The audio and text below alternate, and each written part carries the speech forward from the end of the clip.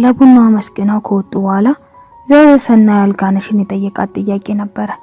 አዴ ጽጌወይኒ መጸዳጃ ቤት ብለው ቄሱን ተከትለው ወጣ በማለታቸው ግልጽ ሆነው ለማውራት ተመችቷቸዋል። እኔ እንጃ ግን ለክፉ የሚሰጡ ሸረኛ ሰው አልመሰሉኝም። እንዴት? በምን ምክንያት? ማለቴ እንዲሁ ሳያቸው ብቻ እንጃ። ባይገርምሽ እኔ ግን ክፉኛ ጠርጥሬያቸዋለሁ። እንዲያውም ከነገ ጀምሮ ቤቱን እንዲለቁ ለምን አንነግራቸውም? እስከዚያ ድረስ ቀላል እኮ አይደለም። አየሽ ሞገስ ምንም ያህል መሰሪ እንደሆነ አንቺም ታውቂያለሽ። እንኳን ይችን ምክንያት አግኝቶ እንዲሁ በሰው ላይ ስቃይ ማድረስ የሚደሰት ሳዲስት ነው። ሰውን ለመቅበር ከነፋስ የፈጠነ አረመኔ ስለሆነ የኔ ፖሊስ ጣቢያ ሄዶ አመልክቶ ሊሆን ይችላል። አሁን ታዲያ ቄሱን ብናባረራቸው ምንድነው ጥቅሙ? ተያዙም አልተያዙም ለኛ ያው ነው። ሻዕቢያ እንዲህ ሰውን ለማሰቃየት ትንሽ ምክንያት ብቻ ነው የሚፈልገው።